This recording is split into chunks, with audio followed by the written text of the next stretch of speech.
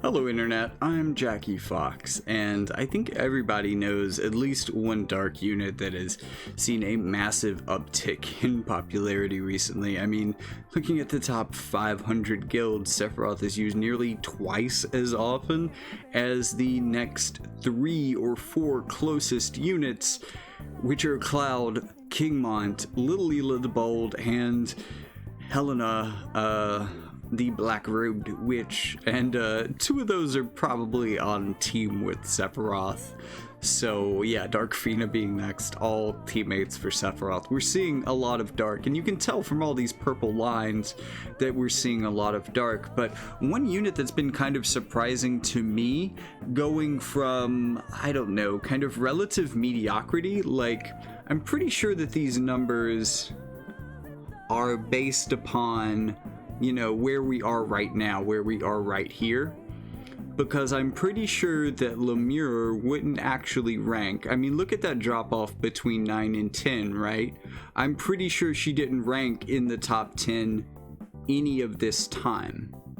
And in fact, even when Sephiroth was here coming into the meta, I don't think her or Sephiroth in those first couple of days probably were in the top 10. I mean, just looking at these numbers, I'm thinking there's got to be at least one person between Lucia and Sephiroth at this point. And then maybe here, you know, he's number 1. You know, everybody finally got him to 140, and boom, really he starts taking off. But posting a respectable number at that time as well is Lemure with nearly 500, which was close to 9th place in a lot of this. She may genuinely be in 10th place at this point, although still probably not likely until we start getting up near here.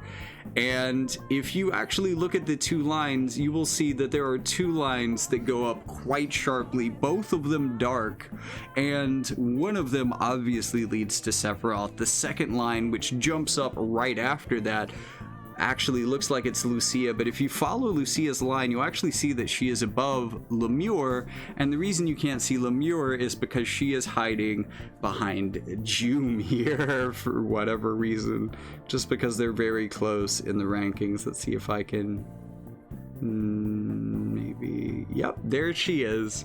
I proved it. But I have the feeling, just from, I remember when Lemure came out, and there were a lot of people who didn't play her right away. There were a lot of people who didn't really get why she was an important unit.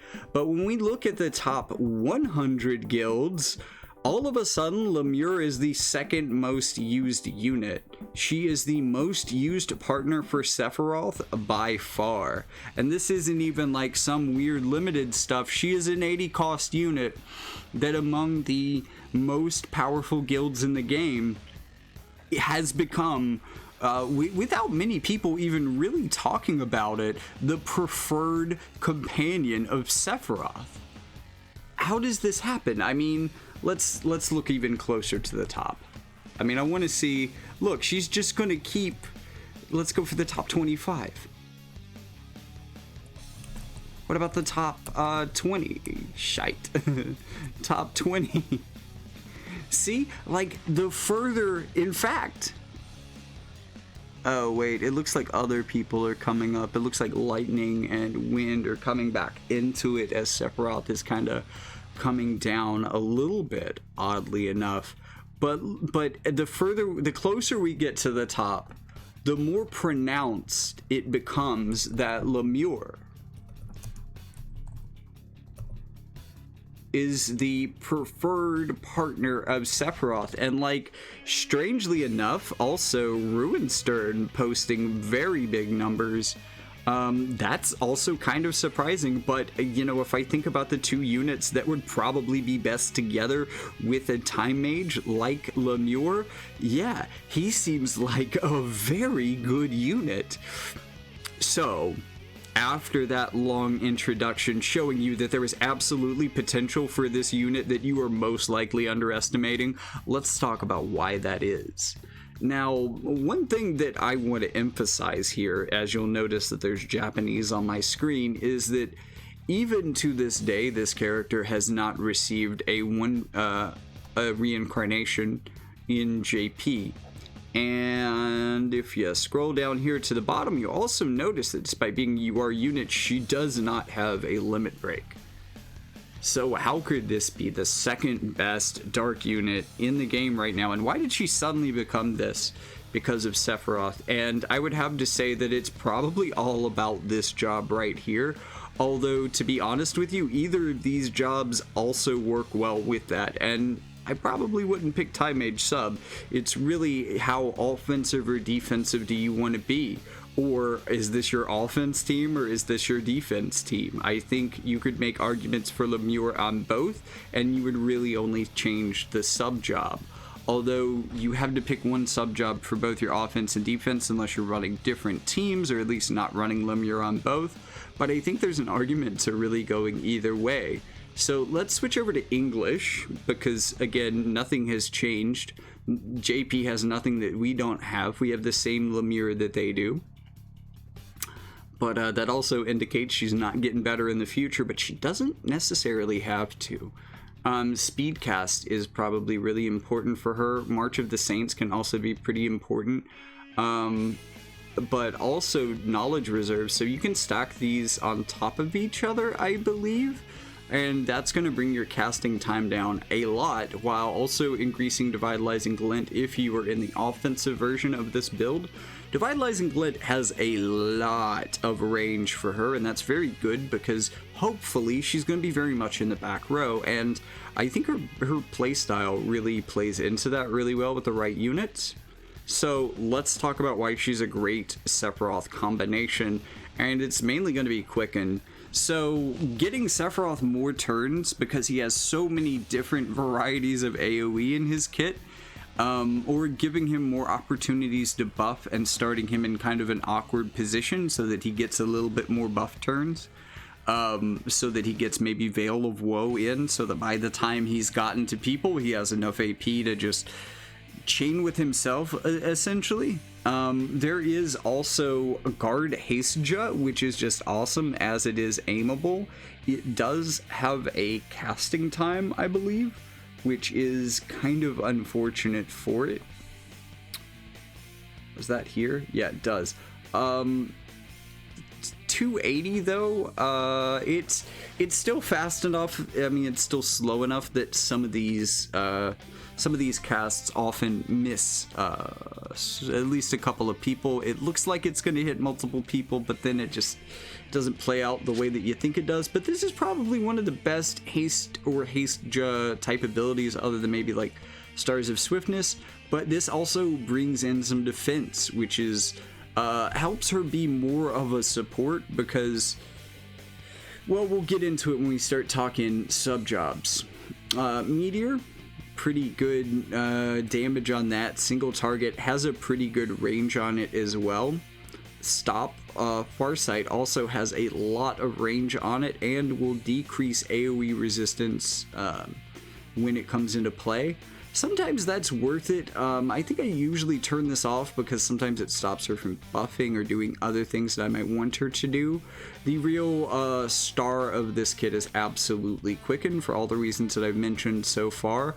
And let's go from here to talking about the sub jobs. Skip Time Mage entirely. Scholar is going to make her more of a brawler. This is better for... Well, this is almost certainly better for guild. This is better for like any arena playstyle, any best of one playstyle, because you probably aren't as worried about sustain. There is no match 2. You may as well go as hard as you can for fight 1, and this is going to give her both the things that she wants to bulk herself up, although again, you still probably want her just to be using Quicken, but also we've got Devitalizing Glint here, which is gonna give her, I mean, kind of an impressive AoE of damage and a good little bit of range. She often kind of snipes people with this from a pretty good distance. It also gets upgraded as well through one of those casting time down abilities. So if you are trying to reduce her casting time as much as possible, This would become an instant skill with that on. That is the upgrade, I believe. Yep, it just makes it instant. But it will also make a lot of other things a lot faster. And then we have White Mage, and this is notable because there aren't UR versions. There are for dark characters in UR don't get access to this stuff. I mean, yes, she doesn't have full life. She doesn't have re-raise. Those are the two things that you really would want her to have. But this Curaga has gotten a lot better. Look at that AoE size. This is not your grandmother's Curaga. This is not Curaga from a year ago. This is big ol' steroids Curaga. And again, we're getting that casting time down quite a bit. Especially with 320, like that's a very fast casting time. That's gonna get you in like 1 or 2 clicks with her cast down abilities, and that's gonna be pretty good. Or 1 or 2 ticks, I think, is the term for that. Curada is always a good spot. Turn these single target stuffs off. Probably turn Cure off as well. If you've gotten down to Cure, you're really in trouble. Cure can be helpful sometimes, but sometimes you want to turn this off to just run these two. And then Raise, I mean, it's better than nothing. Again, I wish that she had like full life or something, but she has this. So as you're quickening things, maybe they run into a little bit of resistance, maybe they run into some trouble, they get knocked out. Well, she's safely in the back row healing and trying to keep them in the fight. Even if it goes wrong, she has a chance to heal them up. Or, if you're again in one of those best of one formats, she has a chance to clean up with the Vitalizing Glen. Do I wish that she had Law of Geoabsorption? Absolutely. Does she not? Okay, well, that kind of sucks. But she can also decrease her casting time even more with this sub-job. So getting pretty damn near instant for offensive power. It's a shame that this is really the only offensive power that it gives her. Although, again, it's with the range, it's probably one of the safer things she probably could have gotten. So all of this really combines to make a Lemure a really great, like a damn near instant healer. She can be kind of built up for a bit of bulk. She also, oh, that's interesting. So that kind of gives her a reason to haste herself.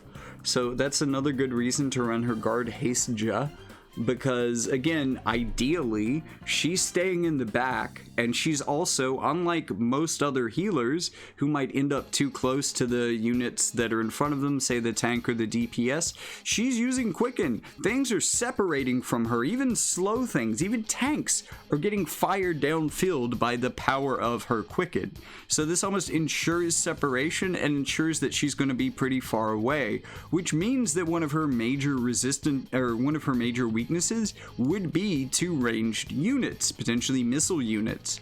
So having this missile resistance is pretty helpful for her bulk in the back row. I really do like her master ability too, and yes, I think that there is a lot that Gumi should do to fix this unit. Hopefully Dream Awakening gives her the long-awaited limit burst. You know, she hasn't been offered again. The first copy of this unit was free if you played when she came out. If you didn't, and it's been quite a while since then, and I think a lot of people really didn't get that first copy anymore, there's no reason to handicap this unit anymore. She's in the normal summon pool. We get her like we get other units, and you know, arguably she's a lot better than Corwell. So I would really like to see this girl who has so much potential. I would like to see her get the respect she needs, because I think she could be a truly awesome unit. Now, again, this resurgence in her popularity is kind of a flashback to some of the PvP maps that were out when she first came out that I remember her being played on, because people were playing her again with Ruinstern because he's really good with Quicken, because his issue is more or less, you know, as long as you can get him to bells first and then charge at people. He's got more than enough AoE and then AP to just wreck an entire team all by himself like a wrecking ball. His issue is getting hit, and if he's getting hit with Quicken and he's just chaining with himself, then he's destroying anything in range of him before it can hit him. And when you pair that with Black Witch Helena, who was a lot stronger at that time, who was really the board destroyer premium, then you know, out of nowhere, because we've been having this like mostly physical based Dark Bros team for a very long time, all of a sudden out of nowhere, before we even get Dark Fina, before I think we'd even heard of Dark Fina, we had Lemure and Black Witch Helena making the dark magic meta a thing. And that's going to keep bugging me every 5 minutes until cool. Yep, it's just mom telling me that the world is dying in a increasingly visceral and scary way. But yeah, that's just the world we live in, and